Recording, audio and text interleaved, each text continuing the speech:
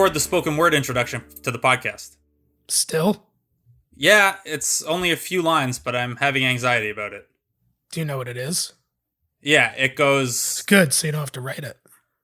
Oh, yeah, let me hear it. It goes, and the podcast begins with a shoehorned reference to Columbia House Party.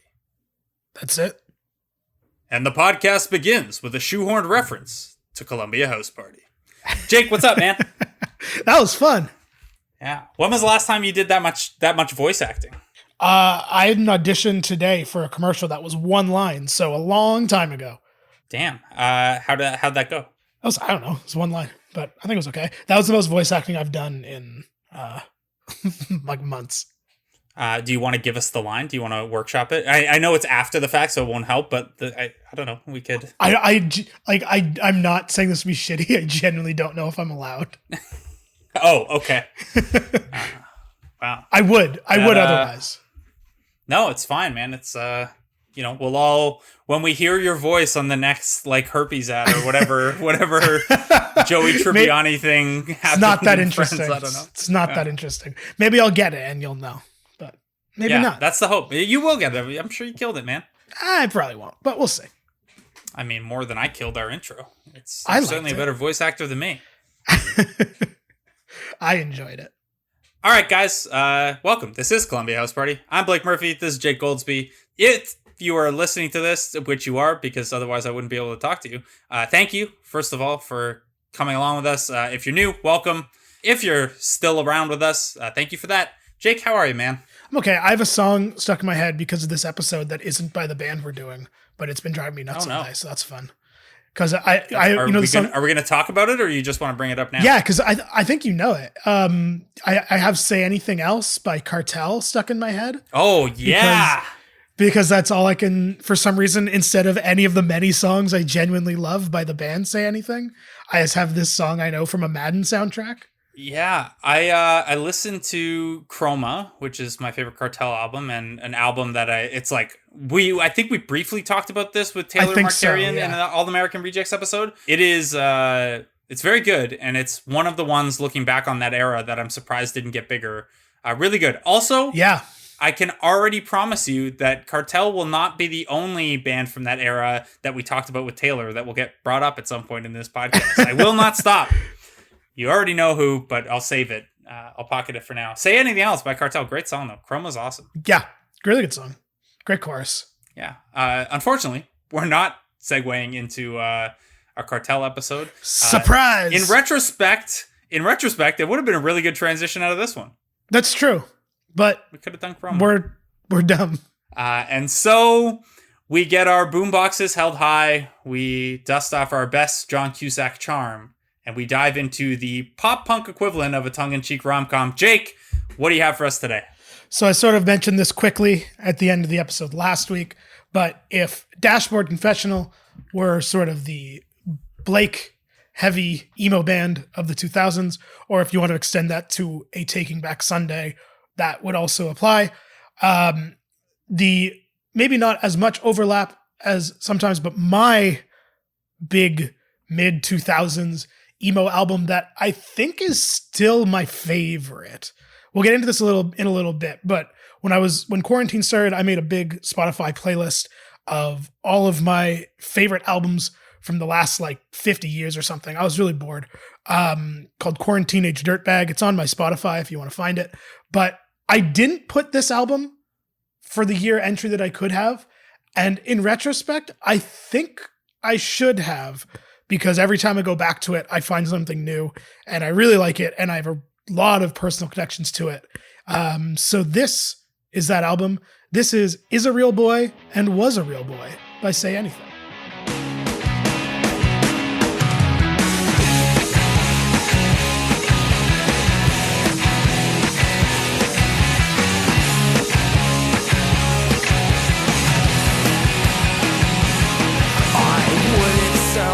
Belts to industry, so they carted me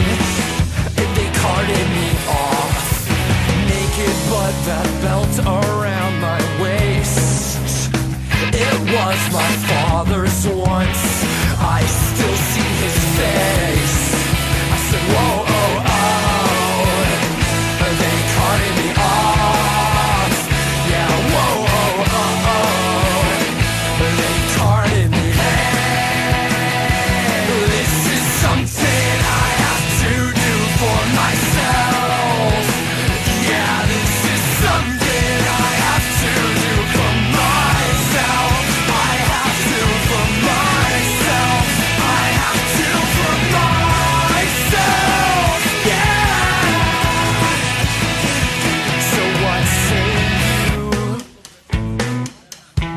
and all your friends. Meet all of my friends in the alley tonight. Yeah, what say you? And all your friends. Step up to my friends in the alley tonight.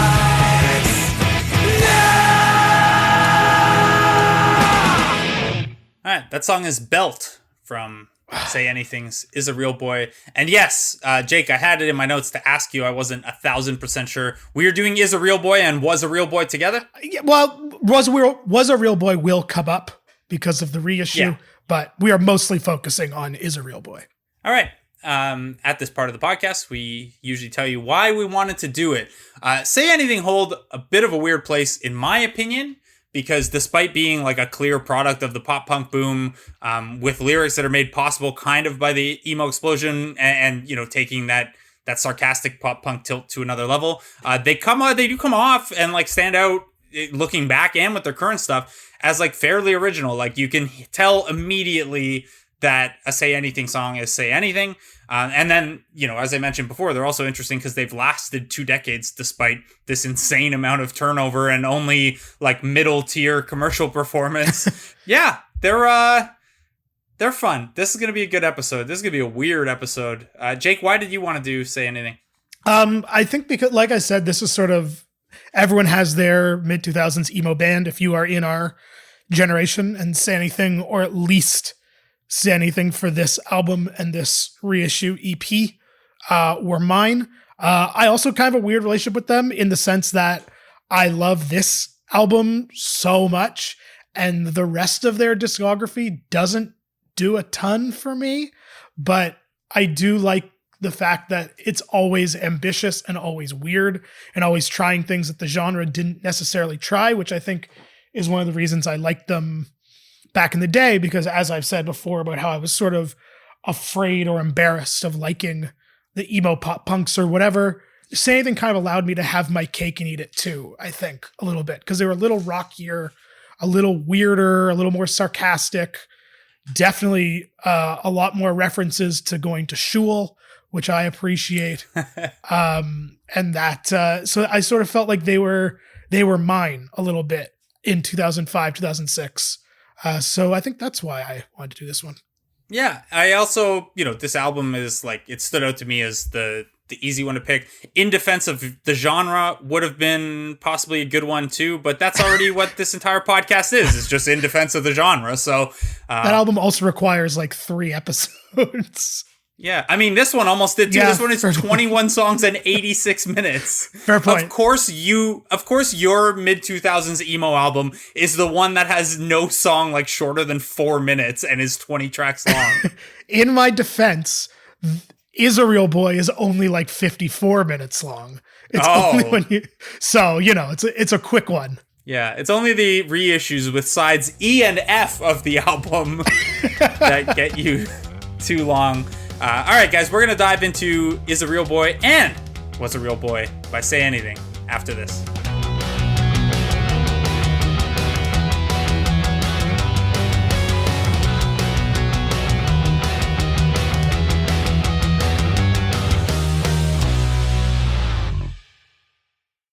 Say Anything were formed in the year 2000. Cue the Conan O'Brien song by Max Bemis and 4 friends. They were known as Say Anything, which is say anything without the space in between the 2 words. According to an archived biography of the band that was written by Bemis, which I will be leaning on quite heavily today, he said, "We have existed since Kobe started playing drums over the horrible songs I wrote about girls while attending high school in Los Angeles, California.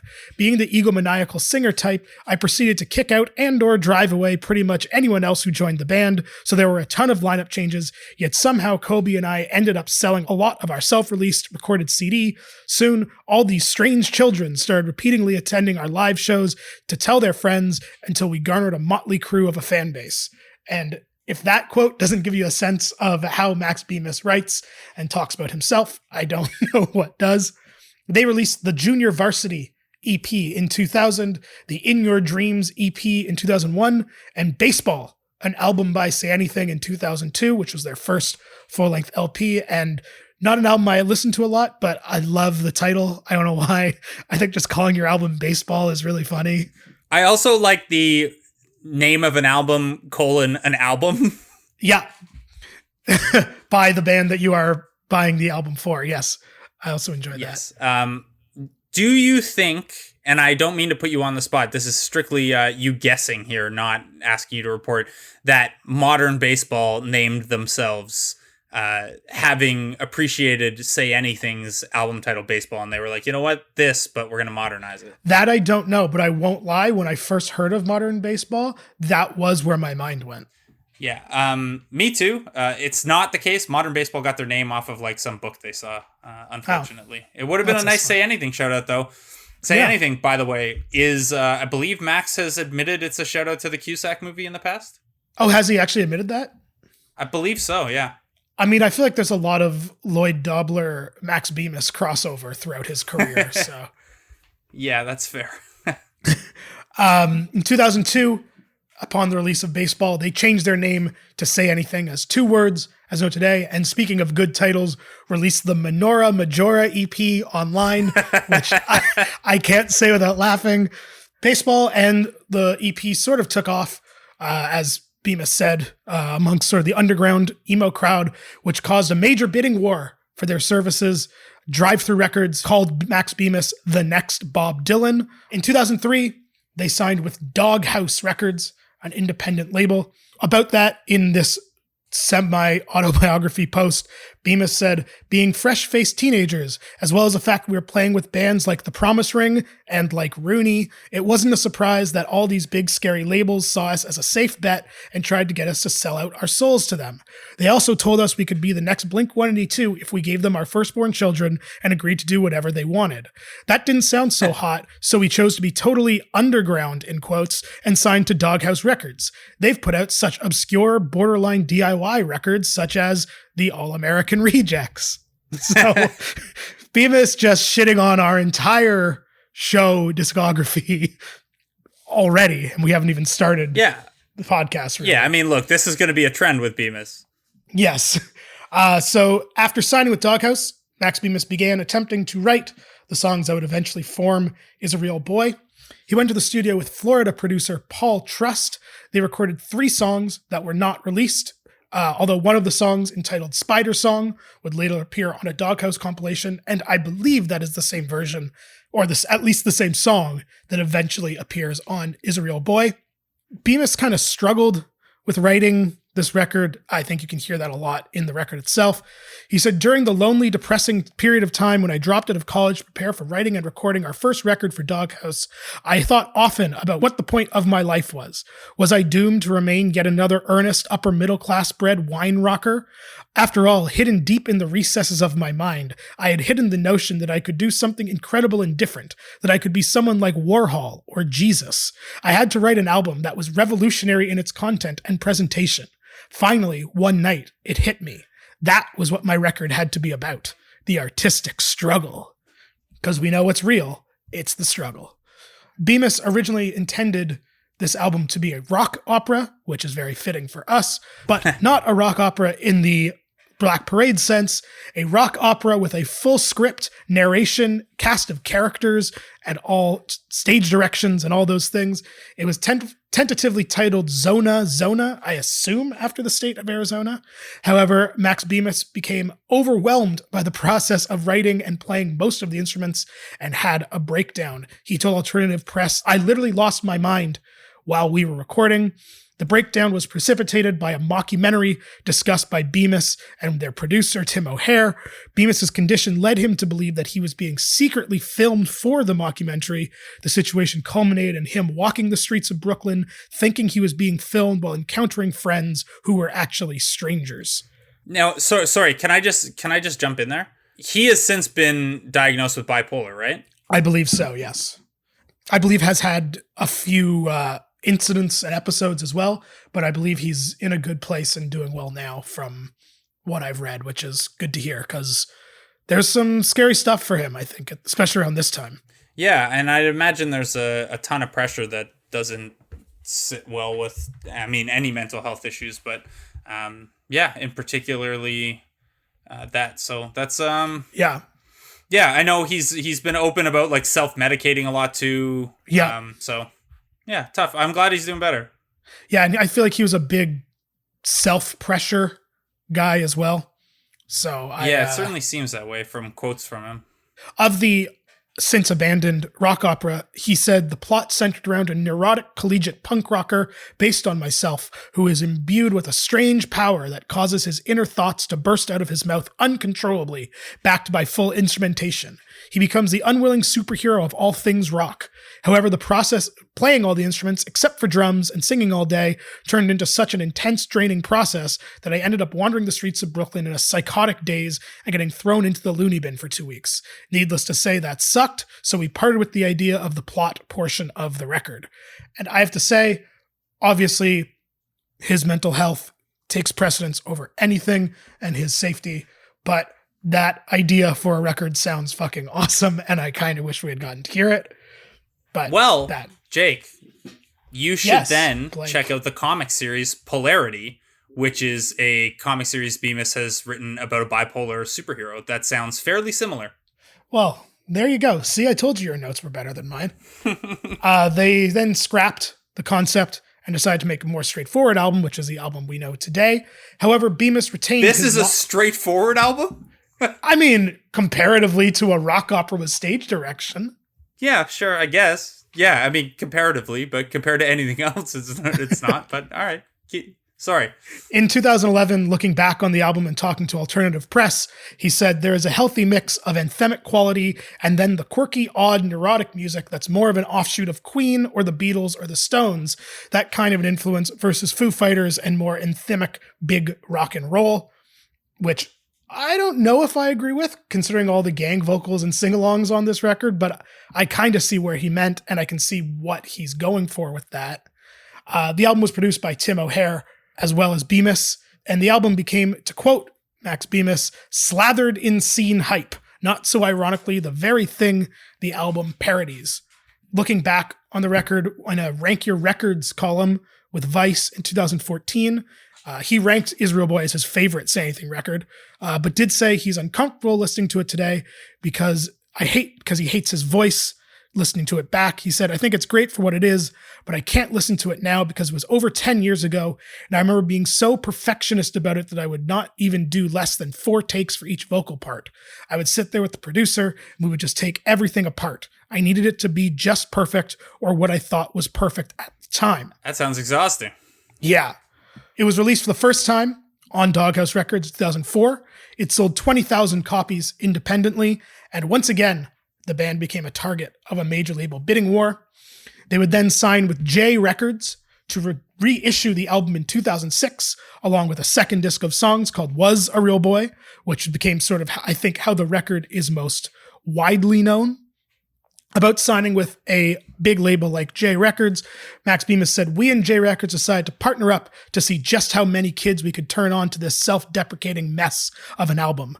My main motivation was to further my idea that no mainstream music fan is worth less than somebody who reads about our band on Buddyhead or some live journal. I am prepared for the chance of sell out, and more than willing to literally spit back in the face of anyone who would desert me because I signed to a major label. My music is not something to be owned by a core audience. It is made to be appreciated universally. It's something to hear him say that, given like what the tone of the actual album is and what the lyrical content is. Yeah, like it certainly seems like a change of heart from the time he was writing Is a Real Boy to the time they signed on with that label, because so much of the album is like kind of turning the finger against the industry and a lot of that stuff. Yeah, he certainly seems like a guy, especially at this time, and also in defense of the genre as well, who very much wants his music to be heard by as many people as possible, while also hating the vehicles that allow that to happen, which I understand and I don't begrudge him for, but an interesting dichotomy, to use a fancy word. When the album was re-released in 2006, it spawned the band's first hit and first legitimate single, which in very say anything fashion, Max Bemis called an intense and oddly uplifting rocker about a relationship torn by the Holocaust. It was a semi-autobiographical song as it tells the story of Bemis's grandparents, both of whom were Holocaust survivors. That song is, of course, Alive with the Glory of Love.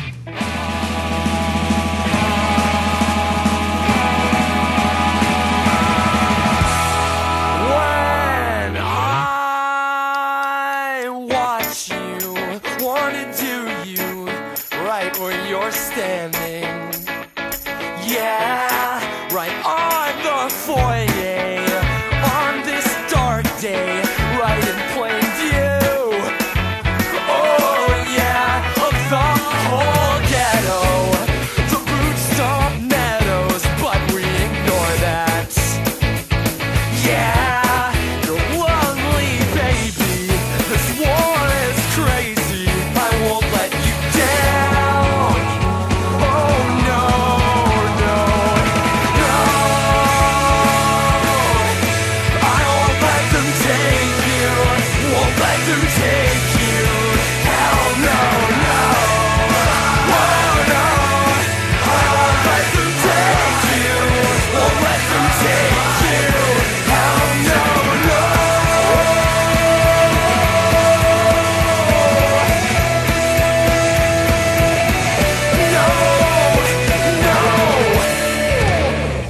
Now you might think building your first single around a song about the Holocaust is a bizarre choice, but as you mentioned earlier, this is also a band that had the EP Menorah Majora and an album called Hebrews, so not exactly surprising. Also, you know, when you get beneath the it's about the Holocaust level, it's about his grandparents who survived the Holocaust, and it's a very nice song through that lens. Yeah, and I have to say, like, I am not a religious person, nor even a practicing person, but I definitely found when I was younger, maybe unconsciously and more so in retrospect now, there was something, I think, to being like 16, 17 and hearing an emo band sing so, not even frankly, at least not till later, I guess, but about sort of things that I grew up hearing a lot about and have family involved in, if we're talking the Holocaust, and even just his like passing references to Shul in Wow, I Can Get Sexual Too. There is it wasn't something, unless I was listening to different stuff, but it wasn't something I feel like I really ever heard when I was younger. And I do think it drew me to him or related to him, even if it was just on an unconscious level. Yeah, I mean, for me, obviously, there's none of that. You know, I'm a Gentile and I grew up in an area with a very, very small, if any, Jewish population. Now, looking back on it, I find it immensely interesting. And like, I never caught that necessarily listening to it when I was younger. But yeah, it's cool. And it's, you know, it actually digging in on the actual meaning of the song reminded me of a play I saw once called Bad Jews, which, I haven't heard of that one. We all have different ways to honor our families and our histories and our legacies, and in this case, and in the case of that play, religions. You know, Jake, the character you portrayed in Bad Jews, went one way with it, and Max Bemis went this way. I tend to agree more with Max Bemis's, but yeah, you know, I think I do too. That's the primary discussion point coming out of Bad Jews. Bemis told Alt Press about Alive with the Glory of Love. I thought about what it would be like to be in love and separated from the person you love, because these times are just as dire in a way. Anything can happen in a war and terrorist attacks and cynicism and all these actors who oppose love, which definitely sounds like a post 9/11 emo quote of the time, for better and for worse. This song was a pretty big success in the underground emo scene, and especially as looking back on it today. In a top 100 emo songs of all time article for Vulture, Ian Cohen named this as the 59th greatest emo song of all time. I'm sure we could do an entire episode on that top 100 ranking, but if anyone is curious, Never Meant by American Football was number 1.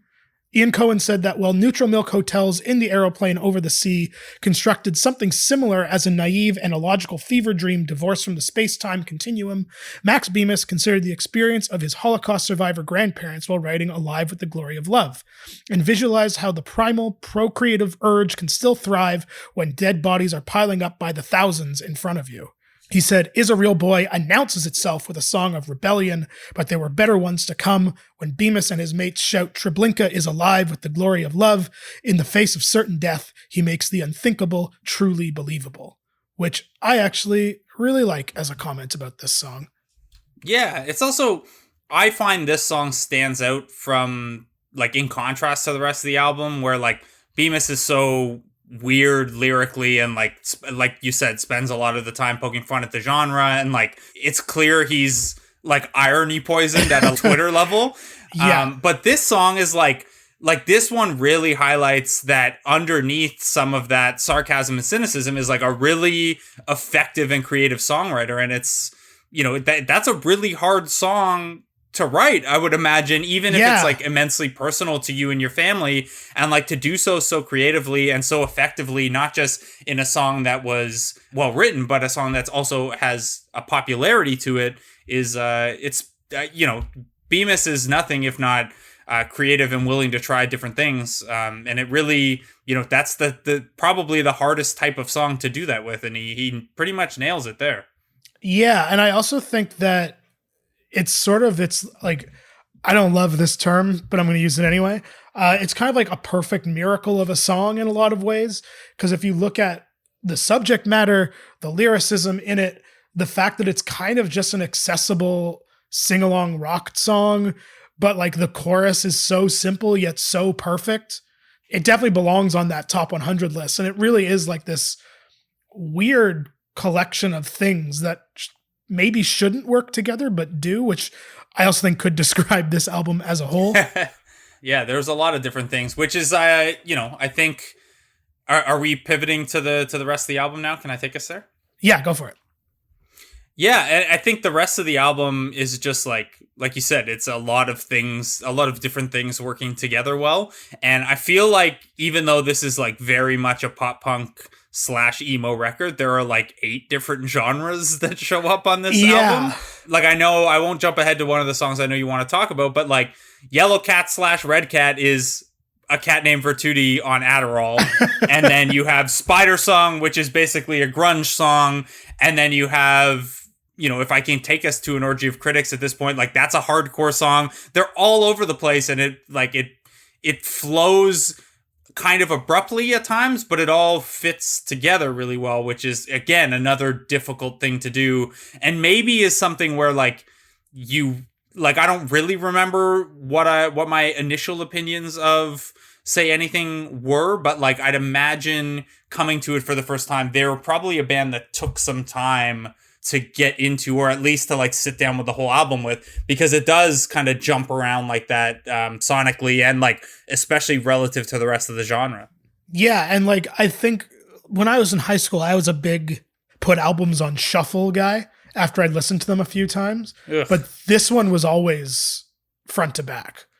Like this one had the flow, this one has its many genre experimentation, and I don't know exactly how this one is talked about in the emo circles, but I feel like for all the deserved praise and nostalgia and looking back that the Black Parade gets for its experimentations with what emo and pop punk could be in the mid 2000s, I feel like this one deserves the same praise and credit for that in a very different way.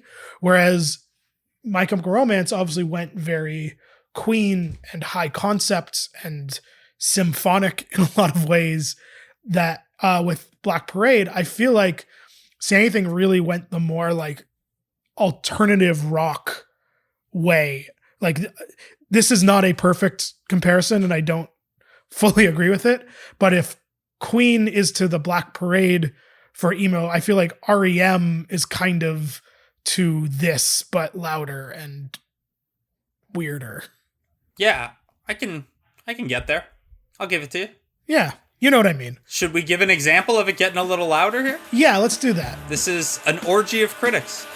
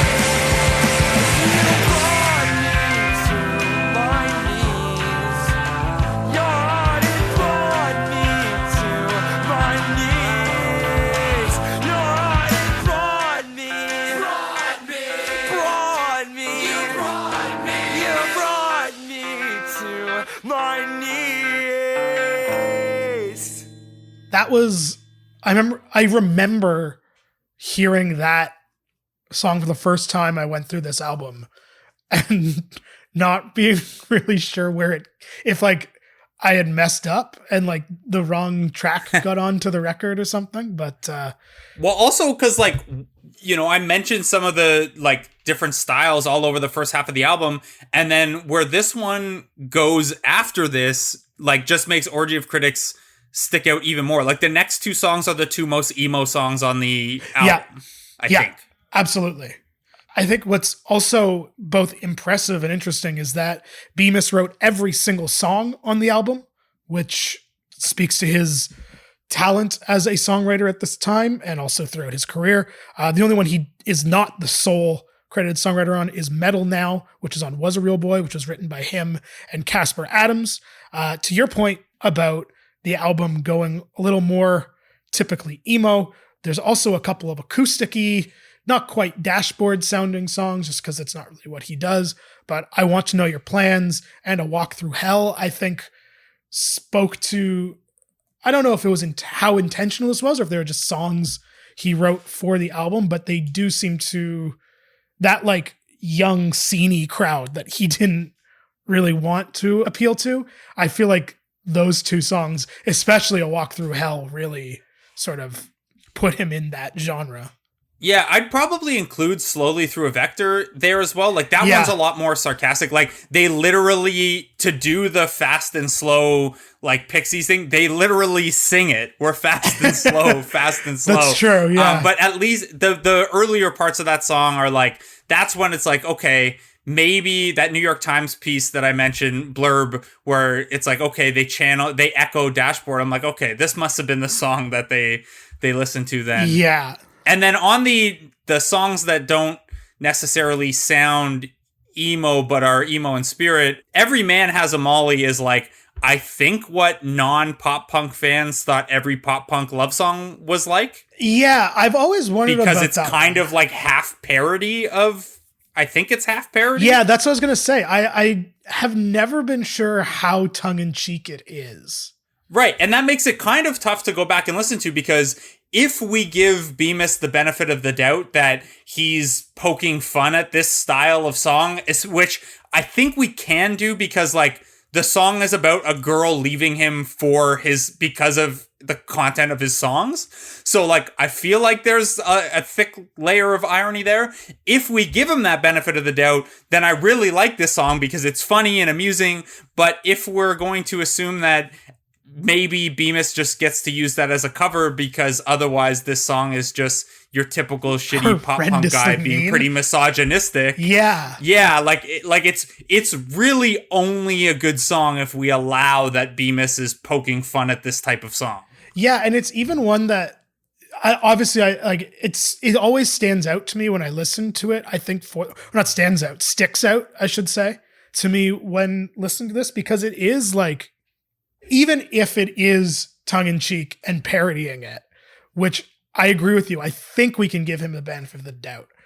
But even if it is, it doesn't really fit the theme of the record, which I find. Also, there's just the general rule about like parody is that if you can't tell it's parody, it's bad parody. Yeah. And maybe this is like, maybe that's not a criticism of Bemis, because maybe back at the time it would have been more obvious, and like obviously the current cultural climate doesn't allow for that kind of, you'd have to be pretty heavy-handed that you're doing parody to get away with something like that now.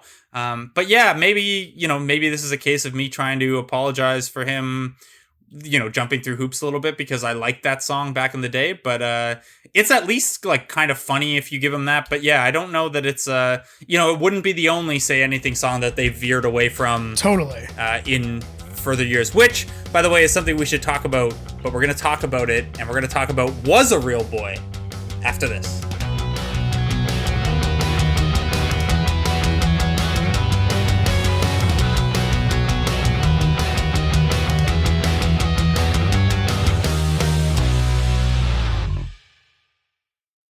Jake, I just want you to know, before I kicked it to break there, I gave you finger guns with the after this. This is what you're missing with these remote recordings instead of being in the studio. I love it. After this with the finger guns. All right, before we took that break, I mentioned that there was another Say Anything song that they've kind of veered away from in recent years. Jake, give it to us. Yeah, so this would be the second single from the re-release, the only single, I believe, from Was a Real Boy. This one's got a white guy in the mid-2000s doing a rap music video, parody music video also, which awful hasn't aged particularly well. But Henry Winkler is in it, I think, pre the resurgence of Henry Winkler. So maybe we have Say Anything to thank for that. I mentioned this one a little bit earlier when talking about him casually referencing Shul. That song is Wow, I Can Get Sexual Too. However, we are not going to talk about the Was a Real Boy version of Wow, I Can Get Sexual Too, because as Blake correctly pointed out to me when we were prepping this album, there is a great, underlined great, mashup of Wow, I Can Get Sexual Too and Hotline Bling, which is a bunch of my worlds colliding for so many reasons. So this is the mashup of Wow, I Can Get Sexual Too and Hotline Bling. You used to call me on my.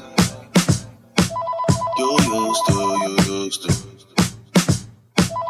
You used to call me on my cell phone. Late night when you need my love. Call me on my cell phone. Late night when you need my love. And I know when that hotline blink, like you only mean one thing. I know when that hotline blink, like you only mean one thing.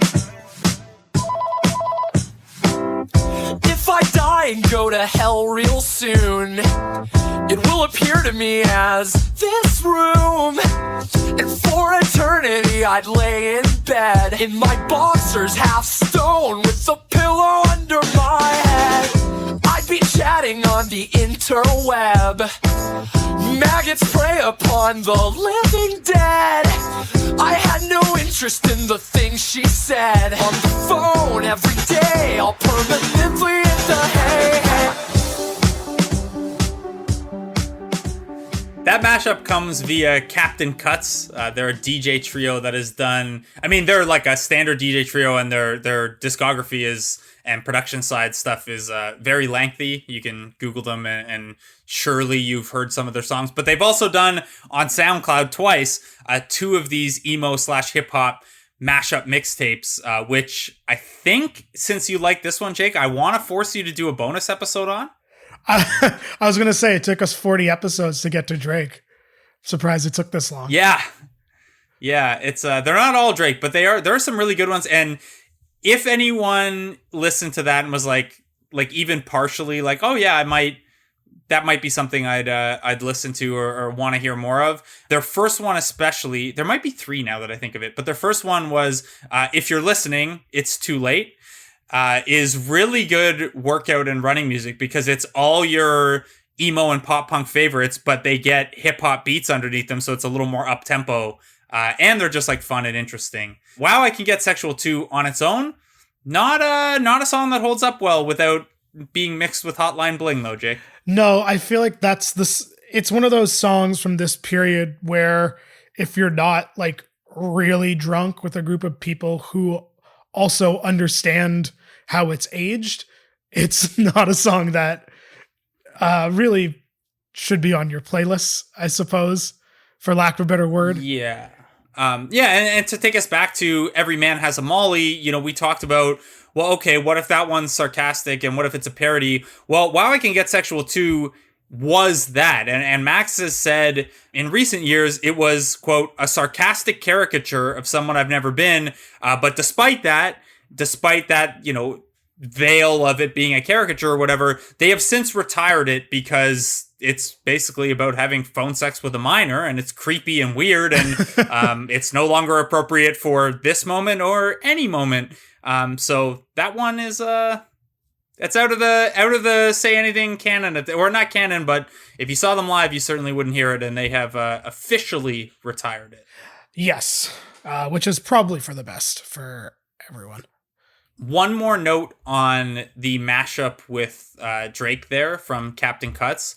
And this is maybe not I guess it's a similar note. I just wanted some place to say that on one of those Punk Goes Crunk compilations, Say Anything also have a really good cover of Got Your Money from ODB. So the Say Anything hip-hop connections extend beyond the terrible video for Wow, I Can Get Sexual Too. They even extend to a weird meeting that he told Vice about, where Max Bemis in 2014 or 2016 somehow ended up in Kanye West's studio, and they played each other their songs. To quote Bemis, he said, he played me his new shit and I played him Say Anything, and we went back and forth. It was the most surreal thing, and I don't know what it would be like to be in that room. That's all I'll say about that. Yeah. This is like those Instagram live battles before they existed during quarantine. Anyway, we sort of alluded to this earlier, but there is a song that I want to talk about on Is a Real Boy that really goes to what we were talking about earlier with Max Bemis sort of being preoccupied with skewering the scene that he also seems to want to be a part of, which I find is interesting. He does this a lot throughout Say Anything's discography. There's a absolutely terrible lyric from a song I quite like from 2014's Hebrews that features both Gareth and Kim from Los Campesinos called Judas Decapitation. The lyric is, American indie rock is a game of pricks. I hate that line. I always will hate that line. For those who don't know, the reference is a reference to a song by Guided by Voices called Game of Pricks. I've just always hated that line. I needed to talk about it to somebody, have a little therapy session. But it does. I mean, what is this podcast for if not that? But that is a lyric from an album in 2014, which is 10 years after the making of Is a Real Boy. So it's clearly something that's been on his mind a lot. The song that we are talking about when we are referencing Bemis ripping apart the scene is the final track on Is a Real Boy, Admit It. Despite your pseudo-bohemian appearance and vaguely leftist doctrine of beliefs, you know nothing about art or sex that you couldn't read in any trendy New York underground fashion magazine. Prototypical nonconformist, you are a vacuous soldier of the thrift store Gestapo. You adhere to a set of standards and tastes that appear to be determined by an unseen panel of hipster judges. Bullshitting the thumbs up and thumbs down to incoming and outgoing trends and styles of music and art. Go analog, baby. You're so postmodern. You're diving face forward into an antiquated past. It's disgusting. It's offensive. Don't stick your nose up in me. Yeah. What do you have to say for yourself? Whoa. Whoa. Whoa. Whoa. Yeah.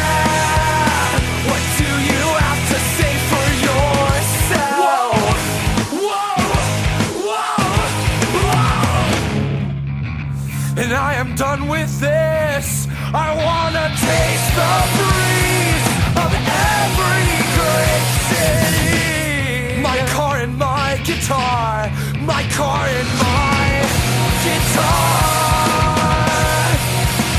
So you come to be made of these urges unfulfilled. Oh no, no, no, no, no. When I'm dead, I'll rest. When I'm dead, I'll rest. Lay still. When I'm dead, I'll rest.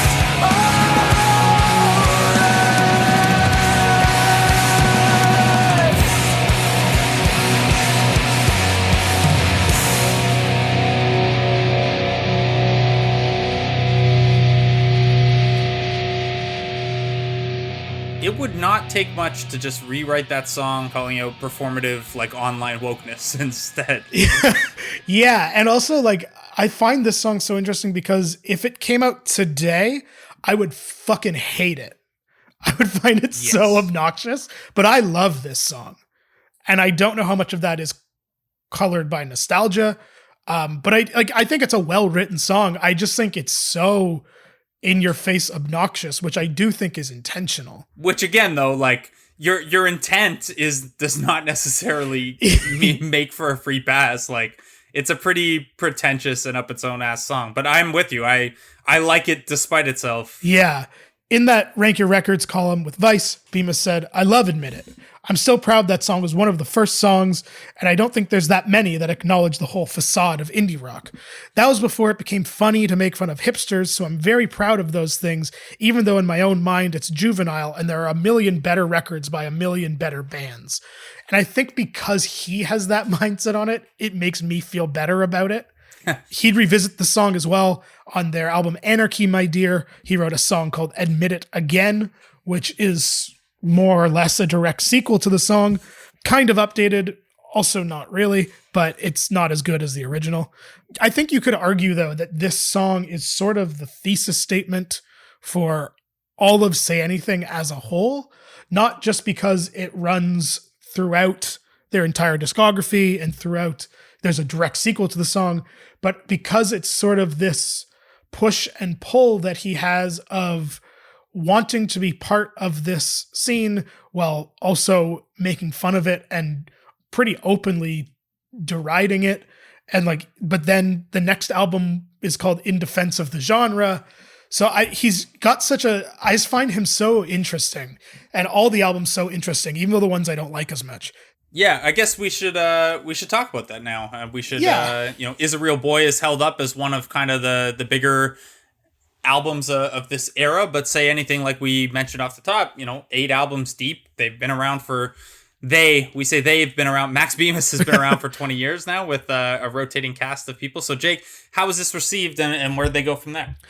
This album was quite well received at the time and has been held up as an album that was sort of monumental for the genre since. It is extremely hard to find on vinyl, though, because not many have been pressed. If you have one, let me know. It got a 99% on Absolute Punk, a 4.5 stars out of 5 from Punk News on the first release, and a 3.5 on re-release. I haven't read them, but I assume it's because it's on a major label. Sputnik Music gave it a 5 out of 5, 3 out of 5 from Rolling Stone, 4.5 out of 5 from All Music. Absolute Punk said in their review, by the second song, it is perceptible that the band has a grasp on crafting songs that do not follow a formula or insult the listener by maintaining a hold on one particular style or sound. Entertainment Weekly, in a B+ review, said, Say Anything, an emo act based in LA, has a new disc that proves that the genre can be artful and intriguing. And a thing that I find interesting that I'll get into in a second is how so many reviews of emo at this time were like, oh, it can actually be good. Because I remember that happened with Black Parade as well. And I just think that was kind of maybe that's why the next one was In Defense of the Genre. BuzzFeed also included this on their list of 36 pop punk albums to hear before you die. So it is one of the sort of, maybe not one of the pillars of the genre, but definitely one of the support beams if we're going with a construction metaphor. Sure, we can go with the construction metaphor. Say Anything would go on to release In Defense of the Genre in 2007, the self-titled record in 2009, Anarchy My Dear in 2012, All My Friends Are Enemies, which compiles their early EPs and rarities, and I believe also Baseball in 2013. They released Hebrews in 2014, a very weird album with no guitars on it, and every song featuring guest singers from other bands, including aforementioned Gareth and Kim from Los Campesinos, Keith Buckley from Every Time I Die, his wife Sherry Dupree Bemis, Jeremy Boehm of Touche Amore, and the great Tom DeLonge of bands that you've probably heard of. They released I Don't Think It Is in 2016, and then last year in 2019, he released Oliver Appropriate, which he considers to be a sequel to Is a Real Boy, or at least an album from the perspective of the same character that fronts Is a Real Boy. And after Oliver Appropriate, Bemis claims that Say Anything is over, at least for now. I didn't get that from Oliver Appropriate, really. I didn't like it that much. I did like I Don't Think It Is in 2016. That's probably, like, since the self-titled, my favorite one of theirs and the one I spent the most time with. But, yeah, I mean, I guess it makes sense that they're at their end. Yeah, I also didn't get the sequel thing until I read a long Vulture interview with him about how it's a sequel, or at least from the same character perspective. I will admit that, as I said off the top, it's kind of a weird band for me in that I love their first or second, I guess, record so much, and the rest doesn't do anything for me. I think you could make one really great CD out of the 27 songs on In Defense of the Genre, and I think each record since has like a good handful of songs I really like. I think Hebrews was a really interesting idea, but the thing I do like about him and his entire discography is how it's just a discography full of big swings, and they don't always connect, but I appreciate that he never sort of sat still and kind of just made Is a Real Boy for 20 years. Yeah, I mean, he's extremely creative. Jake, do you mind if I do a Max Bemis aside here for a second? Not at all.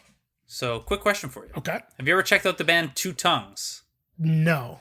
That sounds familiar, though. That is a Say Anything Saves the Day supergroup with both of them singing. Really?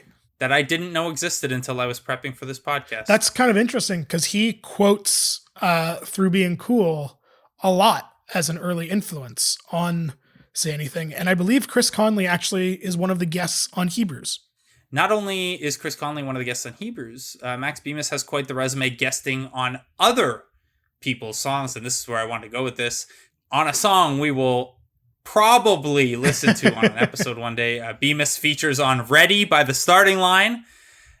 He also has done vocals on 2 Motion City soundtrack songs.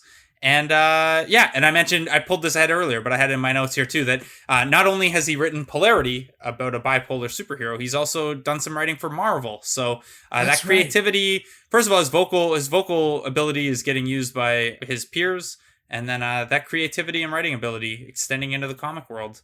Not unlike Gerard Way. Yeah, I think the vocal note, I think, is really interesting too, because I think you're right. Like, as much as I don't think he has sort of the quote unquote emo voice, sort of like what we were talking about last week with Chris Carrabba, I do think in later emo years, you've heard a lot more of his sort of style, sort of like the emo voice, or the wine rocker as he calls himself, but with a bit of a gruffer edge to it. I think you can hear it even in stuff like Origami Angel, which I don't think sounds anything like Say Anything, but I think you can hear the influence there a lot. Yeah, for sure. And, obviously Origami Angel, on some of the bonus episodes, we've talked about how they kind of pull from everywhere. But yeah, Say Anything would be, an earlier idea of, we're just going to pull from everywhere and see if all these different things can work together. Jake, we're at the point in the podcast where we need to rank some songs from this album and pick one for the mixtape. Yes, we do. My favorite song on this album is And Always Will Be Belt, which kicks it off.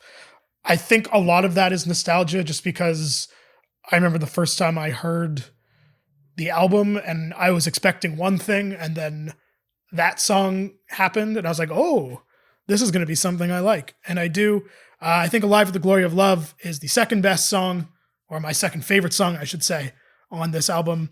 I would then go some combination of The Writhing South, Chia Like, I Shall Grow, and Spider Song to round out my top 5. Man, not a lot of overlap for us. Interesting. Yeah, I like Spider Song. I had Alive with the Glory of Love at the top, Slowly Through a Vector, and Spider Song next. And then, like, I had in my notes, like, if we allow Bemis the kind of veil we've talked about, Every Man Has a Molly and Admit It are good songs, but I'm not sure, that uncertainty alone about, like, how do we treat this? Do we trust that he was just doing a caricature? And it was supposed to be kind of irony poisoned. Yeah, you can't get into the top 3 with those kind of qualifiers. So, Jake, we now have to pick one for the mixtape. I would think it's probably down to Alive with the Glory of Love or Belt. And since it's kind of your episode, I'll leave that to you. Yeah, I think I'll go with Alive with the Glory of Love for this one. I know we talk a lot about, like, we don't always love going with the song that everybody knows from the album. But I do think that, as we were saying before, this is sort of I think this song represents the band better than anything else on the record. For sure. And it's also like, it's not like this was such a ubiquitous single that people would be like, oh, this is expected on a mixtape. It's like, it's not, they were Say Anything in the early 2000s. It was in Scrubs twice, so it's gotta be worth something. Yeah. What wasn't in Scrubs over the course of 9 seasons, though? A good point. Yeah. Whoever did their music, come on the podcast. Yeah, true. All right. Alive with the Glory of Love makes it to the mixtape. Jake, yeah, thank you for this, man.